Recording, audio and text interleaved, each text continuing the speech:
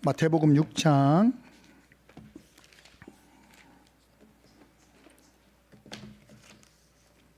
10절입니다. 마태복음 6장 10절.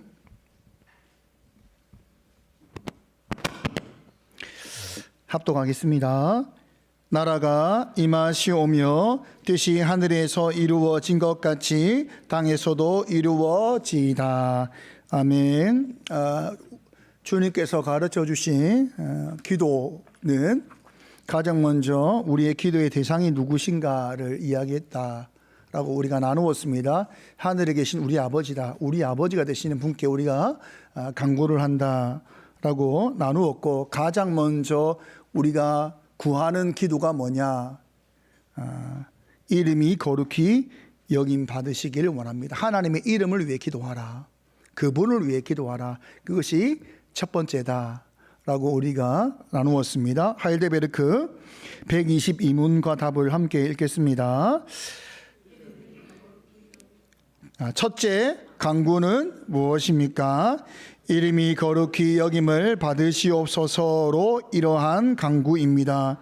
무엇보다도 먼저 우리로 하여금 주님을 바르게 알게 하여 주옵시며, 주께서 행하시는 모든 일에서 주님을 거룩히 여기고 경배하고 찬송하게 하옵소서. 주께서 행하시는 일에는 주님의 전능과 지혜와 선하심과 의와 자비와 진리가 환히 빛나옵나이다. 또한 우리의 모든 삶을 지도하시고 우리의 생각과 말과 행동을 주장하셔서 주님의 이름이 우리 때문에 더럽혀지지 않고 오히려 영예롭게 되고 찬양을 받게 하옵소서라는 우리의 기도의 간구다. 우리는 이러한 삶을 기도하고 이러한 삶이 이루어지기를 바라는 삶이다 라고 우리가 나누었고, 오늘은 주님이 가르쳐 주신 기도 안에 있는 두 번째 간구, 나라가 임하시오며 하나님의 나라가 임하시기를 원합니다 라고 하는 간구입니다. 성경에서는 하나님의 나라와 하늘나라와 천국은 같은 의미입니다. 우리가 지금은 전도할 때 잘 사용하지 않지만 한때 많이 사용했던 그 전도를 나갈 때 둘렀던 띠가 있습니다. 예수천당, 불신지옥이라는 띠가 있거든요. 이제 이런 글귀가 사라진 줄 알았는데 사진을 한번, 저희 부모님입니다. 저번에 궁금하다 하셔가지고 작년 가을에 그 넷째 딸한테 부모님이 서울 구경하고 싶다 이렇게 하셔가지고 그 넷째와 첫째 누님이 부모님 모시고 서울 구경을 갔는데, 이제 부산에 기차를 탈 때부터 2박 3일 여행할 때까지 예수천당 저 조끼를 메시고 열심히 다니셨습니다. 다행히 불신지옥은 없어요. 예수천당 이렇게 그래서 여전히 사라지지 않았다, 예수천당을 외치는 분들이 계신다라는 것입니다. 참 은혜가 있죠. 이제 그만 보여주셔야 될 것 같아요. 제가 보여줄까 말까 고민을 하다가 우리가 예수천당이라는 말이 틀린 말이 아닙니다. 분명히 맞는 말입니다. 아무런 문제가 없는 내용이지요. 그런데 문제가 하나가 있습니다. 그게 뭐냐면 예수천당, 불신지옥 이렇게 우리가 많이 외치다 보니까 어떤 오해가 조금 생겨났는가 하면, 하나님의 나라와 천국이라는 것이 죽어서만 가는 나라라고 하는 이해가 생겨났다는 것입니다. 물론 그렇지 않은 분들도 있지만은 그러한 분들이 많아졌다는 것이죠. 하나님의 나라와 천국이라고 하는 이 개념이 성경에 보면 죽어서만 가는 나라로 설명되지 않고 죽지 않아도 임하는 나라다, 이렇게 성경은 말을 하고 있다는 겁니다. 하나님의 나라, 그리고 하늘나라, 천국이 꼭 미래적으로 죽어야만 가는 미래적 개념만 있는 것이 아니라 현재적 개념, 지금 이곳에 임하는 하나님의 나라라고 하는 그 개념이 성경에 분명히 있다는 것입니다. 하나님의 나라에 대해서 가장 많이 이야기한 분은 예수님입니다. 거의 예수님이 다 하셨습니다. 사도들은 거의 하나님의 나라에 대한 그런 하나님 나라라고 하는 용어를 거의 사용하지 않았습니다. 거의 예수님께서 성경 전체에서 하나님의 나라라고 하는 이 단어를 사용하시면서 복음을 전하시거든요. 그래서 예수님께서 이 땅에 오셔서 무엇을 하셨는가에 대해서 성경은 마태복음 4장 17절부터 함께 읽겠습니다. 시작. 이때로부터 예수께서 비로소 전파하여 이르시되 회개하라 천국이 가까이 왔느니라 하시더라. 마가복음 읽겠습니다. 이르시되 때가 찼고 하나님의 나라가 가까이 왔으니 회개하고 복음을 믿으라 하시더라. 예수님께서 이제 복음 사역, 예수님께서 잘하시고 이제 30이 되셔서 개인적 삶이 아니라 이제 보내심 받은 자로서 이제 공생에, 우리 아이들을 위해서 좀 어려운 단어를 안 쓰려고 노력을 하는데 어렵네요. 공생의 사역을 시작할 때에 성경은 이 시작을 뭐라고 말하냐면 하나님의 나라를 시작하였다, 이렇게 말하고 있다는 것입니다. 그래서 예수님께서 시작하신 시작은 하나님의 나라의 시작입니다.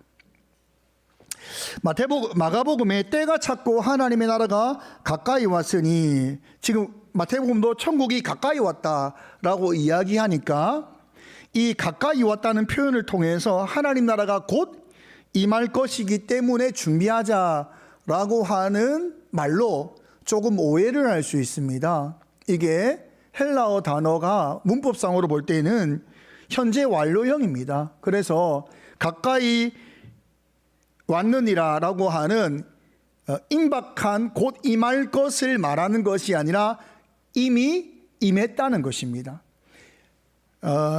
예수께서 전파에 이르시되 회개하라 천국이 왔다. 현재 완료형은 헬라어로 볼 때는 완료했고 그리고 진행형이다, 이래 보거든요. 그래서 예수님이 오심으로 말미암아 하나님의 나라가 임했고 그리고 계속 하나님의 나라다, 이렇게 번역해야 맞습니다. 그래서 예수님께서 시작하신 하나님의 나라다, 가까이 온다. 예수님이 오셨는데 또 가까이 온다가 아니라 예수님이 오심으로 말미암아, 복음이 시작됨으로 말미암아 하나님의 나라가 임하였다. 그리고 지금도 하나님의 나라가, 예수님의 통치 가운데 하나님의 나라다라고 하는 이 개념이 이 안에 담겨져 있는 것입니다. 시작부터 예수님의 시작은 하나님 나라의 임함이었고, 예수님의 시작은 하나님 나라에 대한 복음의 가르침이었고, 그리고 예수님께서 부활하시고 그리고 승천하시기까지 약 40일 동안 이 땅에 머무실 동안 하신 일이 무엇이었는가? 사도행전 1장 3절입니다. 함께 읽겠습니다.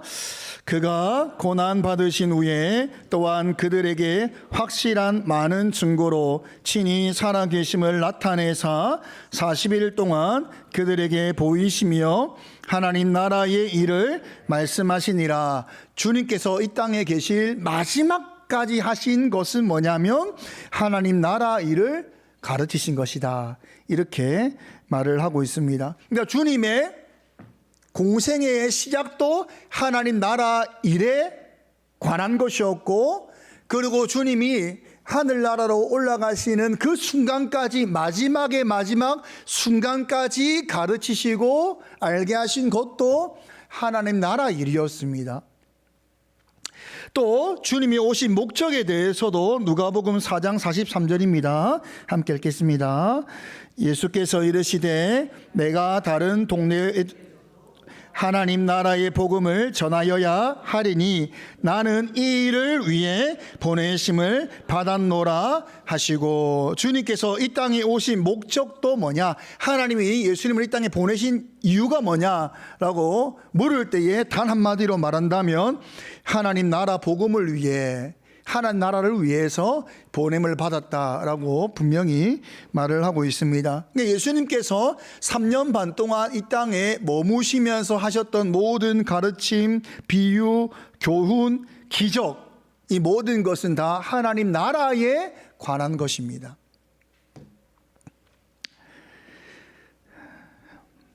그러니까 우리가 지금 배우고 있는 주님께서 가르쳐 주신 기도의 중심과 핵심도 하나님 나라에 관한 것입니다. 산상수훈, 마태복음 5장부터 7장 가운데 있는 산상수훈도 하나님 나라의 백성에 관한, 하나님 나라에 관한 것입니다. 여러분, 예수님께서 가르치신 이 성경 가운데, 특히 복음서 가운데 가득한 하나님 나라의 개념을 보게 되면 이 하나님 나라의 개념은 죽어서 가는 나라로서 설명되지 않습니다.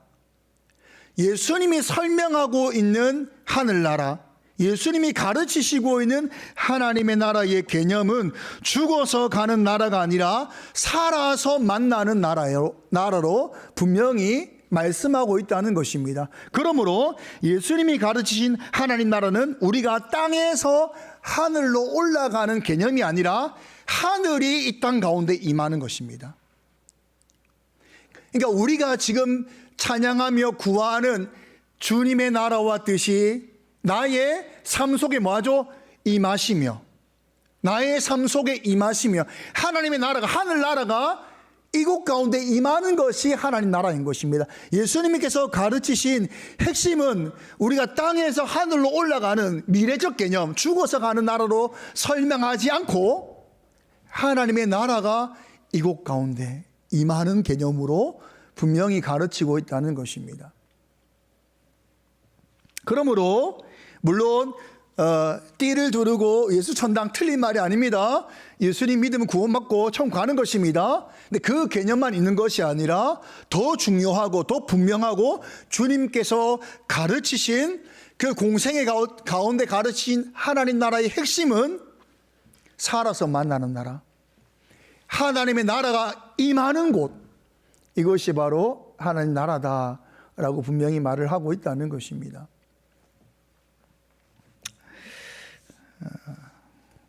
그러면 하나님 나라는 어떤 나라인가에 대해서 우리가 이제 고민을 하게 됩니다. 예수님께서 하신 말씀을 통해서 하나님 나라는 우리가 이 땅에서 보는 어떤 구체적인 형태를 가지고 있는 나라는 아니다라는 것을 알 수 있습니다. 요한복음 18장 36절입니다. 함께 읽겠습니다. 예수께서 대답하시되 내 나라는 이 세상에 속한 것이 아니니라. 만일 내 나라가 이 세상에 속한 것이었더라면 내 종들이 싸워 나로 유대인들에게 넘겨지지 않게 하였으리라. 이제 내 나라는 여기에 속한 것이 아니니라. 하나님의 나라는 어떤 구체적인 외적인 형태를 가지고 있는 것이 아니다라고 말씀하십니다. 하나만 더 보겠습니다. 누가복음 17장 20절 21절 함께 읽겠습니다. 바리새인들이 하나님의 나라가 어느 때 임하나이까 묻거늘 예수께서 대답하여 이르시되 하나님의 나라는 볼 수 있게 임하는 것이 아니요 또 여기 있다 저기 있다고도 못하리니 하나님의 나라는 너희 안에 있느니라. 바리새인들이 예수님께 묻습니다. 하나님 나라가 언제 임합니까? 이 말은 뭐죠? 그들은 아직 하나님 나라가 임하지 않았다라고 믿는 거예요. 아직 메시아가 오지 않았다라고 믿는 상황인 것입니다. 그러면서 묻는 거예요. 하나님 나라가 언제 임합니까? 이 질문 가운데서 우리가 예수님께서 무엇이라고 말하냐면 하나님 나라는 여기 있다 저기 있다고도 못하리니 하나님의 나라는 너희 안에 있다라는 말씀을 하십니다. 여기서 우리가 이제 오해를 하는 거거든요. 어떤 오해를 하냐면 너희 안에 있다라고 이야기하니까 우리 마음에 있구나 하는 나라가, 이런 오해를 합니다. 우리의 마음, 우리의 심장, 우리 양심 이렇게 이 말씀을 가지고 오해를 하는데, 아니라는 단어를 이제 개역 개정은 안에서 우리 아내라고, 너희 아내라고 번역했는데, 대부분의 번역 중에 하나 현대어 성경을 제가 읽겠습니다. 또 여기 있다 저기 있다고도 말할 수 없다. 하나님의 나라는 너희 가운데 있기 때문이다 라는 번역을 하고 있어요. 이게 헬라어로도 아니라는 번역보다는 문맥상 볼 때에 가운데라는 번역이 맞거든요. 아니라고 하면 당연히 우리가 이제 우리 마음이라고 생각을 하거든요. 근데 가운데라고 하면 이걸 우리의 마음으로 생각하지 않죠. 이 가운데가 뭐냐라고 하면 그 군중들과 함께 있는, 군중들 가운데 있는 예수 그리스도를 말하는 것입니다. 그러니까 지금 예수님께서 또 여기 있다 저기 있다고도 못하리니 하나님 나라는 나다, 이렇게 지금 말을 하고 있는 것입니다. 또 다른 번역에서는, 다른 주석가는 예수님과 그의 제자도 군중에 둘러싸여 있으니까 예수님의 제자들도 하나님의 나라다, 이렇게 번역하는 분들도 간혹 있습니다. 해석하는 분들도 있습니다. 여러분, 이 질문을 다시 한번 생각해 보십시오. 그들의 궁금증은 뭐냐면 아직 하나님 나라가 임하지 않았다라고 생각하면서 하나님 나라가 임할 때에 어떤 징조가 있습니까? 라고 질문을 한 것입니다. 우리가 어떤 징조가 나타나면 하나님 나라가 곧 임하겠구나라고 예측할 수 있으니까 그때를 준비하겠다라고 하는 질문을 한 거예요. 임하지 않았다고 믿고 있으니까 어떤 징조, 우리가 예측할 수 있는 어떤 징조와 어떤 것을 보이면 그때가 하나님 나라가 임하는 것이구나, 우리가 그것을 보고 준비하겠다라는 이 질문을 할 때에 예수님께서 하나님의 나라는 볼 수 있게 임하는 것이 아니다 라고 말씀하시면서, 볼 수 있게 임하는 것이 아니라는 것은 뭐죠? 어떤 징조가 있는 것은 아니다 라고 말하면서 그 나라는 여기 있다 저기 있다 말할 수 없다. 너희 가운데, 지금 너희 가운데는 예수 나다 라고 말씀하신 거거든요. 이 말씀을 통해서 예수님은 너희가 기다리는 하나님 나라는 것은 뭐죠? 이미 임했고 내가 하나님 나라를 말하는 것이다 라고 지금 분명히 이야기하고 있는 것입니다. 여러분, 이러한 예수님의 말씀을 통해서 하나님 나라가 무엇이라고 우리가 알 수 있냐면, 하나님 나라라는 것은 하나님의 뜻이 이루어지는 곳을 말하는 것이에요. 하나님의 뜻이 실현되는 곳, 구체화되는 곳, 하나님이 왕 되신 곳, 하나님께서 다스리시고 통치하시는 곳, 그곳이 곧 하나님의 나라다. 여기 있다 저기 있다 말할 수 없고 그 어떤 장소다라고 특정 지을 수 없으나 어디든지 하나님의 뜻이 이루어지고 하나님의 왕되심이 선포되고 하나님이 통치가 이루어지는 곳이라면 그곳은 곧 하나님의 나라다. 예수님께서 이 땅에 오셔서 단 한순간도 자신을 위해 살지 않고 무엇을 위해 사셨죠? 하나님 나라를 위해 사셨다 이 말이에요. 그러므로 내가 있는 곳이 곧 무엇입니까? 하나님 나라입니다. 제자들이 하나님의 나라를, 하나님의 통치를 인정하는 자들로 서 있다면 그들이 있는 곳이 곧 무엇입니까? 하나님의 나라입니다. 여러분들이 여러분의 삶 가운데 하나님의 뜻이 실현되고 여러분의 삶 가운데 하나님의 왕되심이 나타나고 하나님의 통치가 이루어진다면 여러분이 어디를 가든지 그곳은 다 뭐죠? 하나님의 나라입니다. 여기 있다 저기 있다 말할 수 없으나 모두가 볼 수 있는 하나님의 나라.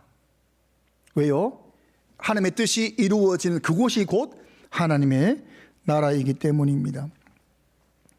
우리가 대한민국에 살고 있습니다. 대한민국에 산다는 것은 나라가 정한 법과 제도와 이 질서 안에서 통치를 받고 살아간다라고 하는 것을 말합니다.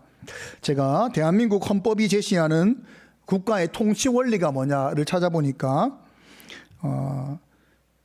이제 헌법이 등장합니다. 국민주권주의가 제일 먼저 등장하면서 헌법 제1조 제1항 대한민국은 민주공화국이다 이렇게 시작합니다. 그리고 헌법 제1조 2항 대한민국 주권은 국민에게 있고 모든 권력은 국민으로부터 나온다. 국민의 모든 권력이 국민으로부터 나온다. 그리고 국민은 이 권력을 국가에게 위임했다라고 하는 것이 국민주권이라는 것입니다. 그러니까 우리가 권력자인데 이 권력을 국가에게 위임한 것입니다. 우리가 위임한 거예요. 그래서 이것을 우리가 주권을 가졌다는 것을 보여주기 위해서 우리가 선거를 가지고 있는 거예요. 우리는 자유민주주의, 한국은 법치주의 이런 원리를 가지고 있는 나라입니다. 그러니까 우리가 이 통치 구조 안에서 살아갑니다. 이 헌법이라는 것은 국민의 의무 가운데 최상위 법이거든요. 이 법률 안에서 이 제도와 질서 안에서 우리가 살아가고 있는 것입니다. 내가 대한민국의 국민답게 산다라고 말할 때에는 이 법과 제도와 질서 안에 사는 것을 말하고 이 법과 제도와 질서가 있는 곳은 다 대한민국의 땅입니다. 그것이 통치를 말하고 있는 것입니다. 하나님 나라가 어떤 곳인가, 여기 있다 저기 있다 말할 수 없는 그 나라가 어디 있는가라고 물을 때에 하나님의 통치를 받고 하나님의 뜻을 실현하는 자들이 있는 곳, 하나님이 나의 왕이심을 고백하는 그 어느 곳이든 다 하나님의 나라가 되는 것입니다. 그러므로 주님께서 가르쳐 주신 두 번째 강구가 되는 나라가 임하시기를 바라는 이 강구의 내용에 대해서 하이델베르크 123문과 답은 이렇게 말합니다. 함께 읽겠습니다. 둘째 강구는 무엇입니까? 나라의 임하옵소서로 이러한 강구입니다. 주님의 말씀과 성령으로 우리를 통치하시사 우리가 점점 더 주님께 순종하게 하옵소서. 주님의 교회를 보존하시고 흥왕케 하옵시며 마귀의 일들과 주님께 대항하여 스스로를 높이는 모든 세력들 그리고 주님의 거룩한 말씀에 반대하는 모든 악한 의논들을 멸하여 주옵소서. 주님의 나라가 온전히 이루어져 주께서 만유의 주가 되실 때까지 그리하옵소서. 우리가 나라가 임하기를 바란다라고 하는 강구는 이 내용을 말합니다. 세 가지 의미가 담고 있습니다. 제일 위에 첫 번째를 보니까 주님의 말씀과 성령으로 우리를 통치하시고 우리가 점점 더 주님께 순종하게 하옵소서라고 말하고 있습니다. 하나님의 나라가 여러분의 삶 가운데 이루어지기를 바란다면 여러분, 우리가 대한민국 국민으로 산다는 것은 그 법과 제도와 질서 안에 사는 것입니다. 여러분이 하나님의 나라 안에 산다는 것은 그분의 통치를 받는 것입니다. 통치를 받아야 됩니다. 여러분들이 하나님의 뜻이 내 삶 가운데 이루어지길 바란다, 하나님 나라가 이곳 가운데 이루어지길 바란다라고 했을 때 가장 먼저 기억해야 될 것은 그분의 통치를 우리가 받아서 그 통치 가운데 그 뜻을 실현해야 된다라고 하는 것을 기억해야 되는 것입니다. 하나님께서 만물을 창조하실 때에 다 창조하신 이후에 마지막에 아담을 지으신 후에 아담에게 동산의 모든 것을 다스리라, 그리고 동산의 모든 것을 먹을 수 있으되 동산 중앙에 있는 선악을 알게 하는 열매를 먹지 말라라고 말씀하십니다. 아니, 다스리라라고 말씀하셔놓고 근데 하나는 하지 못하도록 하신 것입니다. 그래서 선악을 알게 하는 열매를 왜 만드셨는가에 대해서 여러 가지 해석이 있습니다. 다 맞아요. 다 맞는데 그 중에 하나의 해석이 뭐냐면 다스린다는 것은 왕이거든요. 통치는 왕만이 하는 것입니다. 근데 하나님께서 아담을 다스리는 자로 부르셨다는 것은 왕으로 부르신 것입니다. 근데 왕은 왕인데 하지 못하는 것이 있답니다. 선악을 알게 하는 열매에 대해서는 아담이 왕이지만 그것을 임의로 먹을 수가 없습니다. 이것은 무엇을 말하는 것인가 하면 아담은 왕은 왕인데 대리왕이다, 진정한 왕이 아니다라는 것을 말하는 것입니다. 진짜 왕이라면 모든 것이 가해야 됩니다. 모든 것을 정할 수 있어야 됩니다. 근데 아담은 선악에 대해서는 정할 수 없습니다.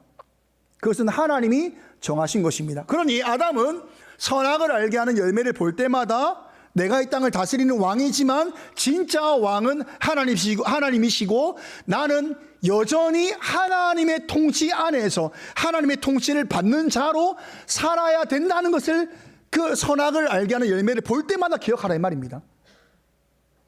내 마음대로 사는 자가 아니라 선악을 알게 하는 열매를 볼 때마다 내 마음대로 다스리는 자가 아니라 진짜 왕은 하나님이시니 그 통치 안에서 이루어져야 된다라고 하는 것을 보게 하시기 위해서 선악을 알게 하는 열매를 주셨다라고 하는 것입니다. 결국 아담이 선악을 알게 하는 나무의 열매를 먹은 것으로 하나님이 나의 왕이 아니라 내가 나의 왕임을 선언한 것입니다. 누구도 나에게 구속할 수 없다, 법을 정할 수 없다라고 선언한 것입니다. 내가 내 법을 만들고 내가 결정하고 내 의지를 가지고 사는 것이지, 이것을 아담이 정한 것이 뭐냐면 선악을 알게 하는 열매를 먹은 것입니다. 그러니까 통치 거부이고 자신이 왕이다라고 선언을 한 것입니다. 여러분, 그런 아담의 범죄로부터 말미암아 지금까지 우리 모두는 내 인생의 주인이 나인 줄 알고 있다는 거예요. 누가 나에게 구속을 해? 누가 나에게 뭐 하라 마라 명령한단 말이야?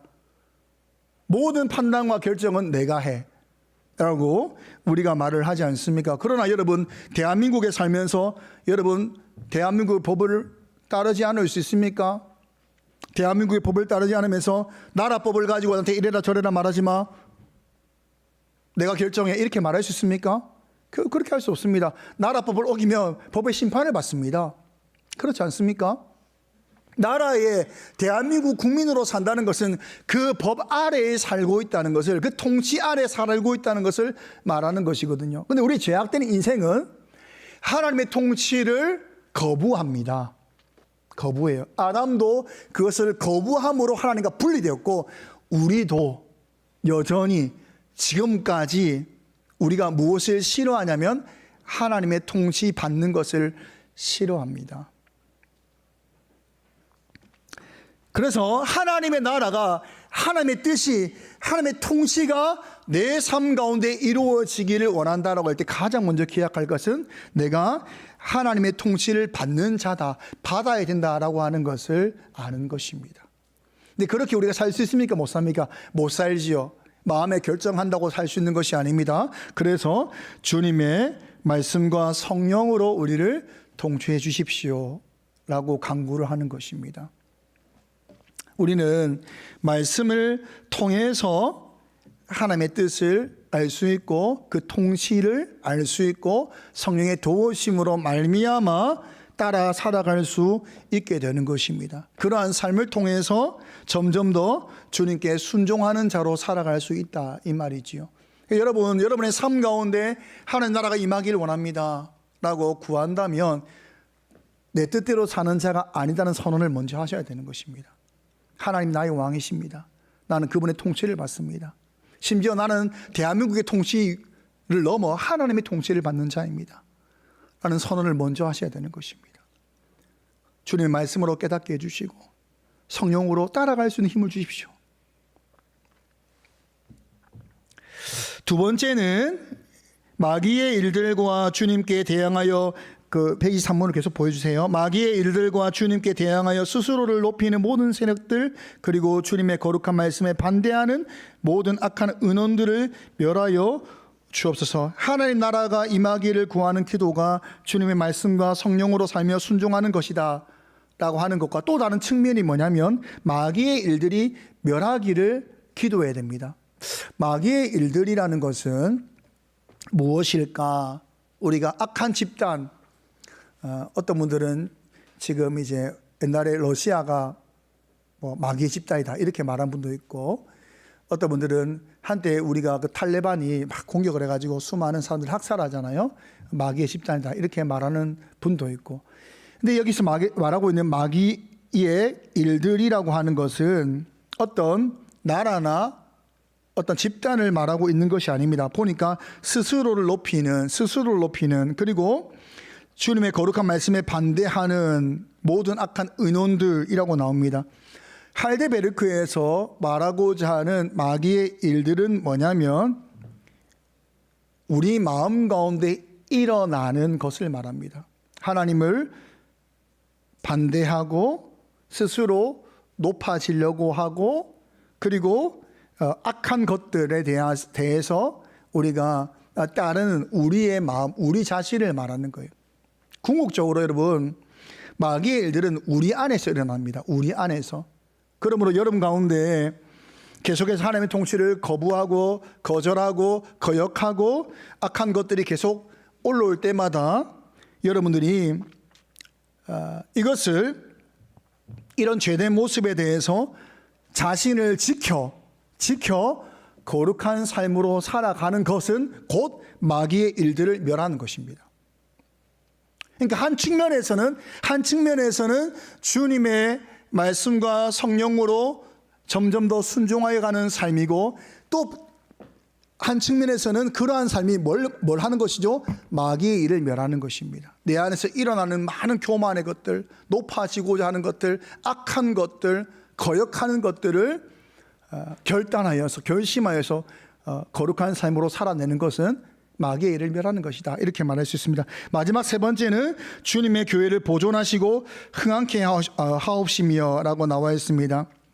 하나님 나라의 이 마음을 구하는 기도는 곧 주님의 교회를 위한 기도다. 이렇게 말할 수 있습니다. 하나님 나라가 곧 교회다. 이렇게 말할 수 있습니다. 완전히 똑같다라고 말할 수는 없을지 몰라도 그러하다라고 말할 수 있습니다. 여러분, 교회는 주님께서 이 교회를 위해서 십자가를 지신 것입니다. 이 교회는 주님께서 성령을 보내실 때에 이 교회를 위해서 성령을 보내신 것입니다. 교회가 곧 하나님의 나라이고 하나님 나라의 핵심이 바로 교회다. 이렇게 말할 수 있습니다. 교회는 불완전하죠.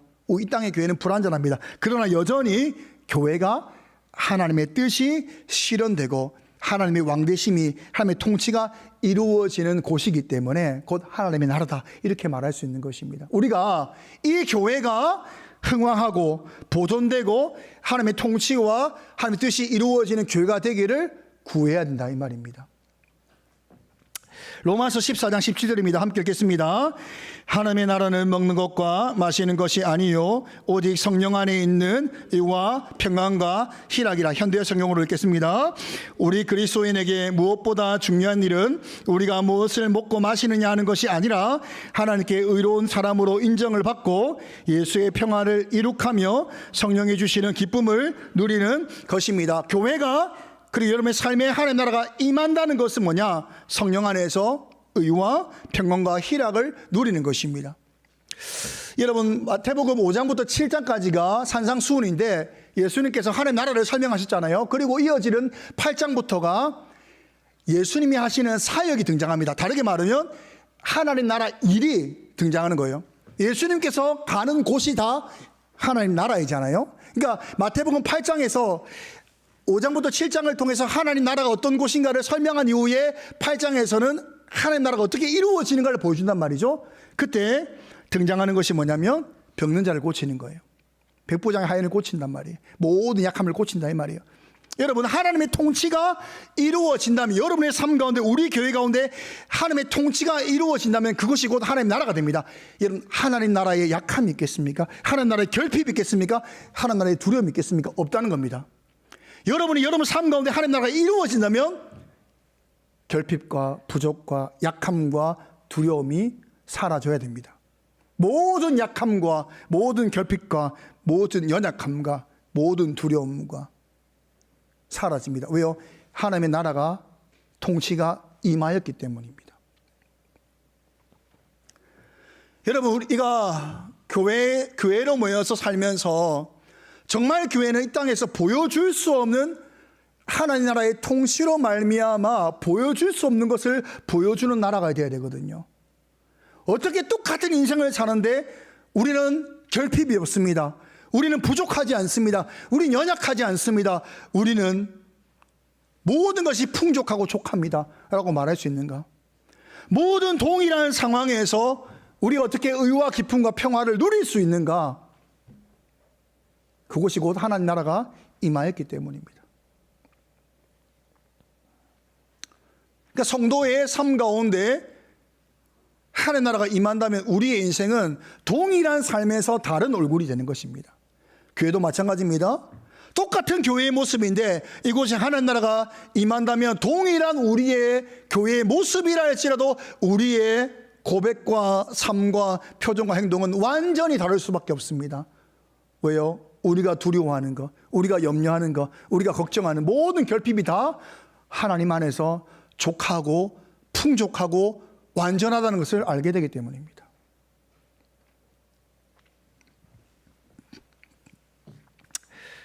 그래서 우리는 하나님의 통치를 고백함으로 말미암아 하나님 나라가 임하는 놀라운 역사를 보는 자들입니다. 우리의 가정에, 우리의 교회에, 내 자녀의 삶에 하나님 나라가 임하니까 이런 기쁨이 있구나, 이런 은혜가 있구나, 이런 평강이 있구나, 이런 만족이 있구나, 이런 풍족함이 있구나, 이런 복이 있구나. 이게 선언되는 것이 바로 하나님의 통치를 인정하는 자들의 고백이라는 것입니다. 말씀을 맺겠습니다. 우리가 하나님 나라가 임하기를 구하는 기도라는 것은 가장 먼저 하나님의 통치를 인정하는 것입니다. 내가 왕이 아님을 고백한다 이 말이죠. 주님의 말씀과 성령으로 통치받기를 구하고 말씀에 순종하기를 구하는 삶이다 라고 말할 수 있습니다. 또한 우리 안에 일어나는 많은 악한 것들, 그것을 이기고 자신을 지켜서 거룩한 삶으로 말미암아 마귀의 일을 멸하는 것, 그리고 우리를 통하여서 교회가 하나님의 뜻이 실현되는 의와 평강과 희락이 이루어지는 그런 교회가 되는 것, 이것이 바로 하나님 나라가 임하기를 구하는 기도다 이렇게 말할 수 있습니다. 제가 말씀을 마치면서 이렇게 끝을 내려고 했는데 이런 생각이 들더라고요. 요즘 정치 상황을 보면서 우리가 완전히 좀 많이 나뉘어져 있고 고통스러운 상황을 우리가 지금 경험하고 있습니다. 한국 교회가 지금은 정확히 얼마인 교회가 모르겠어요. 옛날에는 7만 교회까지, 교회가 7만 개까지 있었거든요. 7만 교회까지 있었고 가장 많을 때는 1200만이다 이렇게까지 말할 때가 있었습니다. 그런데 교회가 이렇게 많고 성도가 이렇게 많은데 한국은 왜 이런가에 대해서 생각하면서 우리가 믿는 복음에 대해서 많은 분들이 회의적인 생각을 가졌습니다. 지금 아마 지금 가장 크게 그런 마음을 들지 않을까. 지금 우리 한국을 보면서, 한국의 교회를 보면서 그런 마음이 들지 않을까. 복음을 가졌는데 왜 이런 모습밖에 되지 못하는가라는 어떤 회의적인 마음이 들지 않습니까? 하나님 다스리지 않는 것이 아닌가? 공의가 실현되지 않는 것이 아닌가? 이런 마음이 들지 않습니까? 이렇게 분열될 수 있는가? 이렇게 갈등이 계속 커질 수 있는가? 이런 생각이 들지 않냐 이 말이죠. 그래서 우리가 잠자코 아무것도 하지 않을 것 같은, 우리의 믿음조차 흔들리고 있는 이런 상황이지 않느냐. 스위스 개혁주의 목사, 아주 유명한 학자이자 목사였던 칼 바르트가, 히틀러가 온 유럽을 불바다로 만들고 유대인 600만을 학살하는 그 현실을 보면서 책을 집필합니다. 그 책의 핵심은 예수님이 십자가로 승리하셨다. 아니 지금 유럽이 학살을 당하고 유대인이 600만이 죽었는데 그때 쓴 책의 내용의 핵심이 뭐냐? 예수님은 십자가로 승리하셨다. 십자가로 말미암아 이 세상에 권세 잡은 자가 폐위되었고 예수님이 통치하시는 나라다. 아무리 이 땅의 현실이 비참할지라도 십자가를 통해 세상이 결정적으로 새로워졌다라고 하는 믿음의 눈을 들어 세상을 보아야 한다. 히틀러가 완전히 나라를 엉망으로 만들 그때에 이 글을 썼다 이 말이죠. 예수님께서 이 땅에 오심으로부터 하나님 나라가 임했고 그리고 그분이 이 땅을 다스리신다. 이것을 믿어야 된다라는 글을 썼다는 거죠. 여러분, 믿음이라는 것은 현실을 보고 말씀을 해석하는 것이 아니죠. 믿음은 뭐죠? 말씀으로 현실을 바라보는 것입니다. 믿음은 말씀으로 주님께서 오심으로 하나님 나라가 임했고 그분이 통치하신다라고 하면 이것을 믿고 우리가 현실을 살아가야 되는 것입니다. 믿음이 없으면 이런 불공평하고 불공정하고 이런 어려운 상황 가운데 하나님 통치하지 않는 것이 아니야 라고 하면서 우리의 자리를 떠납니다. 그러나 믿음 있는 사람은 이 순간 더 분명하게 하나님의 통치를 믿고 우리의 인생 가운데 하나님 나라를 임하게 하는 자로서 이 땅에 소망을 가져오는 자로서 산다는 것입니다. 여러분, 교회는 세상은 죄됨으로 말미암아 이렇게 살아갈 수밖에 없다는 것은 당연한 것인데 교회는 예수님의 오심으로 말미암아 하나님 나라가 도래되었고 그 도래를 믿는 모든 자를 통하여서 이곳이다 저곳이다 할 수 없는 하나님의 왕되심을 인정하는 자가 있는 그곳이 하나님 나라가 임하는 곳이다 라는 것을 믿기에 그렇게 살아감으로 이 땅에 소망을 고백하는 자들입니다. 우리는 이 믿음으로 사는 자들입니다. 현실 넘어 믿음을 바라봐야 되는 거예요. 현실 너머에 있는 예수의 통치를 의지해야 되는 것입니다. 그러므로 이 시대 가운데 어려움을 고백하면서 누구를 비판하거나 비난하거나 끝났다 말하는 것은 잘못된 것입니다. 오히려 나를 통하여 하나님 나라가 이루어지길 원합니다. 우리 교회를 통하여 하나님 나라가 이루어지기를 원합니다. 하나님 나라가 이루어지는 것이 이 땅의 소망인 줄 믿습니다 라고 고백하는 가운데 주의 나라가 이루어지기를 구해야 되는 것입니다. 여러분, 빛이 없어 어두울 뿐입니다. 여러분이 빛된 삶을 살고 교회가 빛된 삶을 살면 언제든 어둠은 떠나는 것입니다. 믿음으로 우리가 이 믿음으로 우리가 살아가고 이것을 구하는 자로 살아갈 수 있기를 간절히 소망합니다. 찬양하겠습니다. 나의 하나님이라는 찬양인데 우리가 후렴부 가보면 주님의 나라와 뜻이 나의 삶 속에 임하시며 주님 알기를 주만 보기를 소망한다. 거룩히 살아갈 힘과 두려움 없는 믿음 주실 나의 하나님 완전한 사랑 찬양해. 함께 찬양하겠습니다.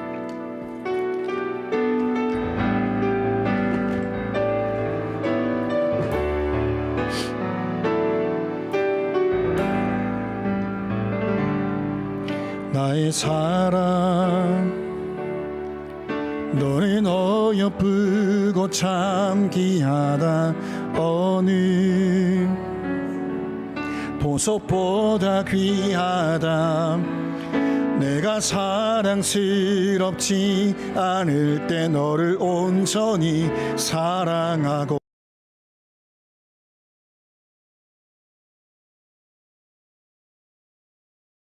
주의 사랑 이 사랑은 결코 변치 않아. 모든 계절 돌보시네.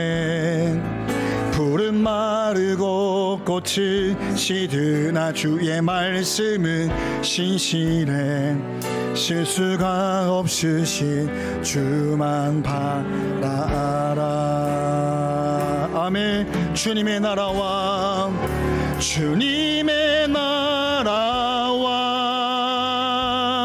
뜻이 나의 삶 속에 임하시며 주님 알기를 주만 보기를 소망해.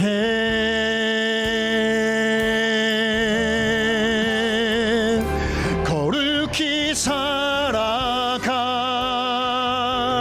힘과 두려움 없는 믿음 주실 나의 하나님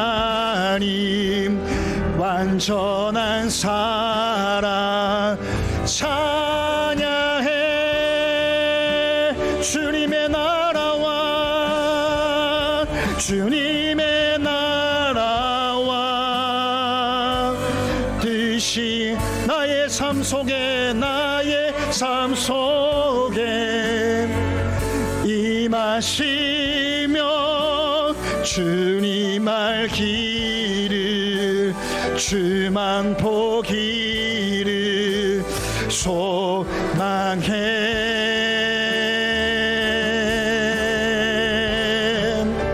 거룩히 살아갈 힘과 두려움 없는 믿음 주신 나의 하나님 완전한 사랑 찬양해. 찬양하리 만군의 주 찬양하리 만군의 주 영원히 함께 하시네. 존귀하신 사랑의 왕 영원히 통치하시. 아멘. 찬양하리 찬양하리 만군의 주 영원히 함께 하시네. 존귀하신 사랑의 왕 영원히 통치하신 주님의 나라와 주님의 나라와 뜻이 나의 삶 속에 나의 삶 속에 임하시며 주님 알기 주만 보기 소망해. 거룩히 살아갈 힘과 거룩히 살아갈 힘과 두려움 없는 믿음 주신 나의 하나님 완전한 사랑 찬양해. 우리 마음을 다해서 고백하겠습니다. 주님의 나라와 주님의 나라와 뜻이 나의 삶 속에 임하시며 주님 알기를 주만 보기를 소망해.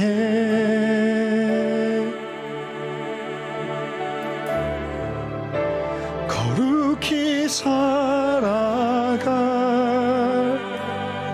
힘과 두려움 없는 믿음 주신 나의 하나님 완전한 사랑 찬양해.